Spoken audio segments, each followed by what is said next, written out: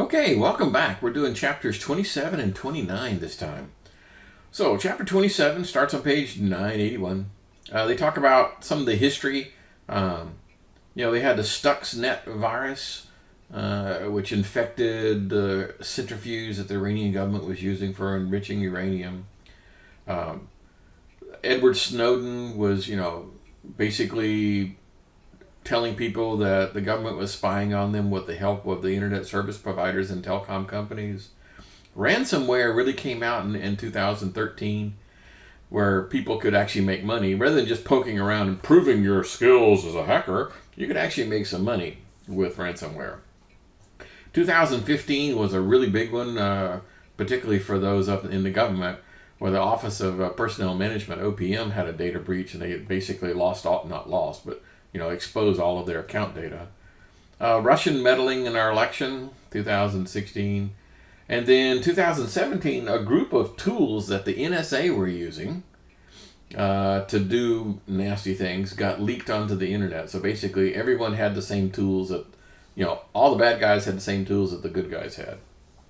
Okay, so as you can probably imagine, security is not really just a technical thing. There's an awful lot of this, which is all related to the humans, because the best security in the world cannot prevent a careless or apathetic or angry employee from thoroughly just undoing whatever the heck you did for security. If you said, no files can leave this building, well, unless you frisk them down, hunting for, USB flash drives, that's going to be hard to do, right? Okay, so yes, the human part of this is often the most complex part of security. Buying toys and configuring firewalls and intrusion detection and all that is great fun, but it's the users that cause you the most trouble. There's a goofy equation here, and I'm tell you the truth, I'm not absolutely certain if they're trying to make a joke here. I don't know. Basically talking about the balance between security and usability, that if you make things too complicated, they're not going to use it. They just flat won't do it. Okay. So one of the other philosophical statements about security is that security is not really a goal. You're not trying to get to secure. It's really a process. It's a thing that continues forever. You don't ever get to rest on your laurels. You don't ever, and if you're a security person in the Linux world or the Windows world, doesn't matter. You don't ever get a minute's break. It's non-stop, 24/7. They talk about the elements of security on page 983, and they show this thing called the CIA triad. And no, not that CIA, the confidentiality, integrity, and availability triad. And so it's fairly obvious that, let's go through what this means first. Okay, so confidentiality means the privacy of the data. If I put something out there, I can pretty much well say that only the intended recipient is the one who could read it. Cool. Integrity means if I put something out there and someone changes it after I put it out there, I'll be able to tell. That's integrity. And availability means all those people who have a need for this information actually have the need. They actually can do it. So that's kind of sort of the important thing. Now, the reason why this is kind of shown in a triangle is that these are often diametrically opposed. Now, the one that I like the most is not the CIA one, but the one that says, do you want this thing, you want good quality, you want it cheap, or you want it on time? You're building a house, and you say, I want it done really in a hurry. Okay, if you say you want it done in the least amount of time, it's going to cost you more. Right? Oh, I want really, really high quality. Okay, it's going to cost you more. So you can't just tug on one end of the triangle without it affecting the others. That's the concept behind showing it as a triangle. So likewise here, I can't nudge on confidentiality without it affecting integrity or availability. So there's a balance in there somehow, maybe using a goofy equation, I don't know, that basically says these things are all tied together. You tug on one and the others get affected. Okay. So the next section they talk about in a typical world, how is security being compromised? Well, the first one is social engineering, because humans are dumb. I'll go ahead and say that. Humans are the weak link in the chain. Almost always the weak link in the chain. It's because someone did something stupid. Okay? So, and no amount of technology can fix a stupid, apathetic, or angry employee. Okay? No technology could solve that problem. So, here's how you...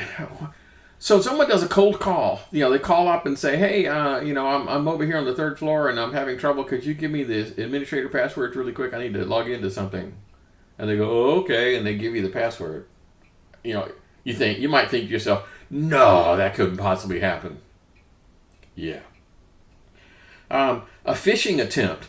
I send you an alluring email that looks really, really cool with a click here link, and it installs some malware, some keylogger stuff. Spear phishing, which is very, very targeted to me, like they know what my hobbies are, so they send me an email which they know darn well I'm going to open the attachment on because it's something of interest to me. So, social engineering. Now, if I show up with a tool belt and a ladder over my shoulder, and I walk up to the desk and say, hey man, can somebody let me in the server room? I need to change the filters in the air conditioning system. They'll most likely look at me. I'm dressed in grubby clothes. I've got a tool belt and I've got a ladder over my shoulder and a handful of filters in the other hand. They're going to say sure. They're going to walk over to the server room, use a cipher lock, open it up, let me in, and close the door behind me, and I'm in the room by myself. Wow. Because if I'm in the room by myself, I have physical access to your servers, the game is over. Okay, that's social engineering. Okay, software vulnerabilities. Yes, there are an awful lot of software packages out there where people find vulnerabilities. One of the most common vulnerabilities is what's called a buffer overflow. I'm not trying to get very technical, but if I said enter your name in an application and I expected you were going to type no more than 40 characters, that's how much space I gave for you to type your name, and you typed in several thousand spaces rather than 40 characters, you typed in several thousand characters, you could overwrite that buffer and start affecting the actual application. Okay, that's what a buffer overflow is. Open source applications tend to do better than proprietary because people get to see them and go, wait, isn't that a buffer overflow there? So they actually find their problems and fix them well in advance. Bug reports. If you find a bug, you're supposed to let the developer know. Okay, so if you find a bug in Microsoft something, you're supposed to let them know that this is going on and therefore they're aware of it and can fix it. Denial of service and a distributed denial of service. So I'm angry at, I don't know, the local food bank, whatever, right? Or the local pizza establishment. And so I'm angry, so I'm going to write a little application that just hammers their website so that no one else can get to their website. Well, to tell you the truth, that's in a modern world, that's not all that effective. But what would be effective if I could get hundreds or thousands of people to do that simultaneously? Well, how's that done? Well, I don't just immediately start attacking my target. What I do first is I send bots, so malware, to infect hundreds of machines. Now, this malware doesn't do anything to start with. And then on the appointed day, either by the time of day or by some trigger, then they all wake up and they all start hammering the pizza joint that you don't like. Okay, so that's a distributed denial of service. And quite frankly, in a lot of cases, it's practically impossible to defend against a distributed denial of service. It's really, really hard. Okay, so the how to prevent that? Well, then just don't allow junk to run on your machine. Okay, so for example, I have some friends who say, well, there's no need for me to have antivirus and stuff on my computer because I don't have anything on my computer that anyone would want. And I'm thinking, that's not really the point. Maybe you don't have anything on your computer, but what that means is bad guys can turn your computer into a bot and use your computer to attack somebody else. So yes, everyone has responsibilities. Okay. Insiders. A disgruntled employee, oh God, that is the worst. You got somebody who's mad at you and getting ready to leave or getting ready to get fired. Oh boy. That's tough. I mean, tough. Most of the security controls that we build in a modern kind of a setup are designed to keep people from the outside getting to the inside. And there are very few controls that were designed to keep people from the inside running off with stuff. Okay? Because of that availability part. I mean, we kind of sort of need them to have access to the stuff. I mean, if you're an employee, if you're a salesman, you probably need to know the sales quotas for your region. Yeah, you need to know that to be able to do your job. But your competitor probably wants to know that too. And if you're getting ready to leave and go to work for the competitor, maybe you just copy that file. And how would I know that was horrible? Even if I saw you copying the file to a thumb drive, would I say, wait a minute, that's something nefarious? Or would I say, well, he's just probably going to take it home and spend some time reviewing it to be a better salesman, right? I mean, how would I know? Okay. So, network and application configuration, for example, one of the ways you can solve some of the problems is, put passwords when you boot. I don't particularly like that because if I have my servers configured so that it takes a password for them to boot, that means I have to physically be in the server room to boot the machines. I can't do it remotely anymore. If I do it remotely, it'll never come up. But so that's a good idea from a security point of view, but well, I don't like it. And quite frankly, I don't use it. Just saying. Okay. So they talk about the basic security measures on page 987. So there's this, okay? The principle of least privilege. The concept here is you ought to write an application, if you're an application writer, so that the average user does not need root permission to be able to run this thing. Okay? Switching over to sudo to run something has an inherent problem because maybe there's a bug in your application.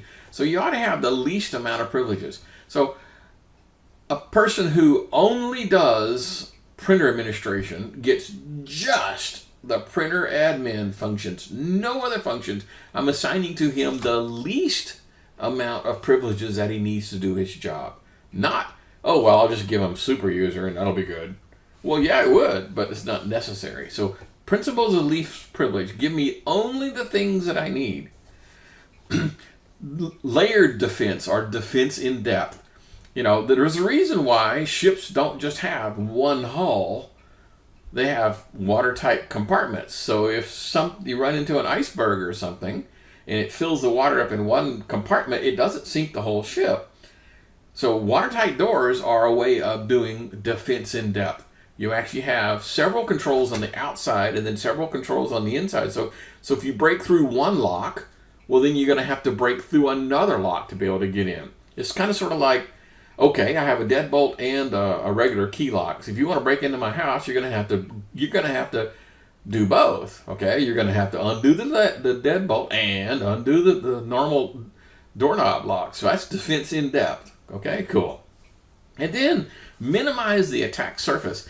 If you don't have a web server running on your machine, well then why the hell do you have that service up and running? If you don't have a website and you don't have email and you don't have an FTP server running up, then turn off all those things you don't need. Just turn them off. Make sure that none of these things are exposed to the internet so that anyone could say, whoa, I didn't even know they had a website here, but it looks like port 80 is open. Let me see if I can break in. That kind of stuff. There's some talk about software updates and whether or not you ought to have that automatic. There's some advantages and disadvantages of having everything just be done automatic. So, Patch Tuesday from Microsoft comes around, and our Ubuntu is set up to automatically install security patches every time we boot up.